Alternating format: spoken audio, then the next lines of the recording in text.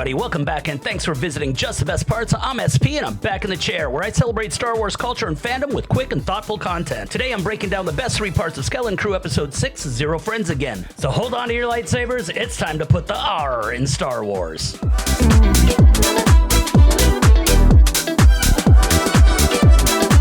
So in today's 30-second recap, the kids get pooped out on the planet and KB is acting wonky. Jod gets captured by the pirates and the kids are grumpy and causing drama.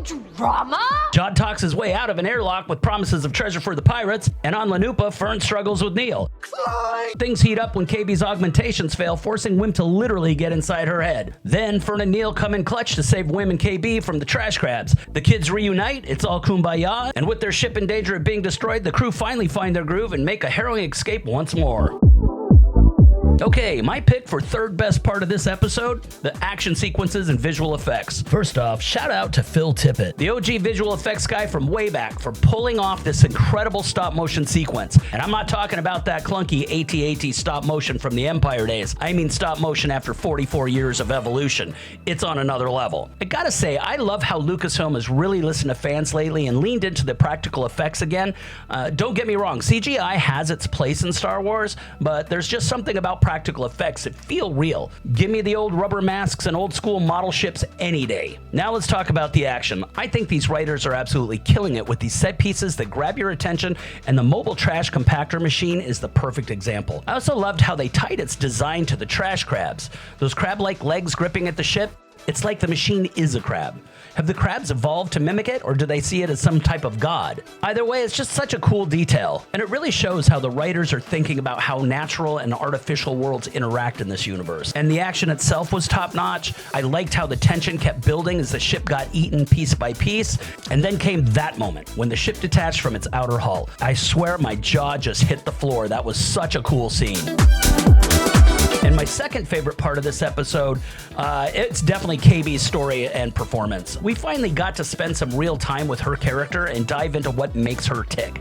And it totally paid off. And this is also one of the first episodes where we get a real look at KB's backstory. We find out her augments came from a tragic accident, which is heartbreaking, and we see that underneath all that tech, she's just a kid dealing with insecurities. She really likes Fern, but feels disrespected and ignored, and that frustration really comes through.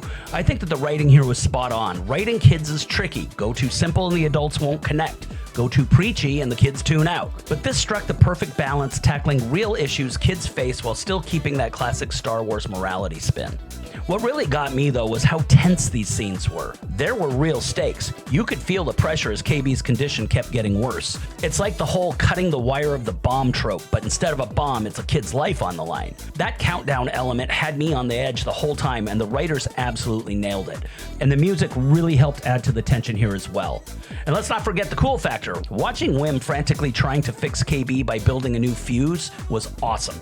But what really struck me was how invasive KB's visor tech is. There was definitely an ooh factor as Wim fumbled around literally inside her head where her brain should be. It's so unsettling to see tech like that on a kid, and it made the scene hit even harder for me. And it also kind of got me wondering, does Lobot have similar tech? I know he's had his own issues in the comics, so maybe there's a connection there. The best part of this episode, though, and what made it one of my favorites, was the incredible writing around its theme and message. It's all about overcoming personal issues and learning to trust each other to grow. It's more of the classic hero's journey stuff, and the writers nailed it by weaving this theme into every confrontation. It starts right at the beginning. The kids are shot out of the tubes, and they're separated. KB is at odds with Fern, and Fern isn't vibing with the rest of the group. KB's insecurities about always being the sidekick, not the problem solver, bubble to the surface here. And her failing tech feels like a metaphor for her struggle to connect. It's only by being vulnerable and trusting Wim that she starts to overcome it. And then there's Wim. He's always chasing excitement and adventure, exactly what Yoda warned against. But KB's condition forces him to act with compassion instead of self-interest. His reward? KB calls him a Jedi and smiles, finally giving him that validation he's been seeking. And Fern? She's wrestling with her own demons, confidence as a leader.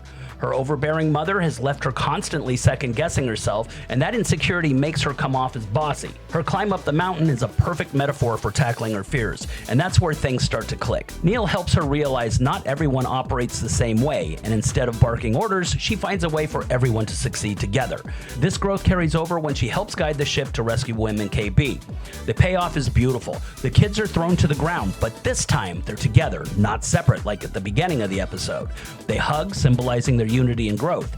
On the ship, they work together, gelling perfectly, and the final test being the big scary button into the unknown, which Fern hits confidently. And the cherry on top, the ship transforms, mirroring the kids' own transformation. It's like a chrysalis turning into a butterfly, a metamorphosis, a perfect metaphor for growth. It's classic Star Wars storytelling at its best. So there you have it. Those were the standout moments of the episode for me. I still have some questions, like when is Kim gonna resurface? And how will the parents fit in? And we still know nothing about the supervisor. And you know damn well that Jod is gonna have to fight Brutus for control of the pirates at some point. But for now, I want to hear from you. What did you guys think of the episode? What moments stuck out for you? What worked? What didn't work? Drop your comments below. I look forward to reading them. So that's it for me. Thanks so much for watching. I hope you enjoyed the content. And until next episode, take care. And as always, may the Force be with you.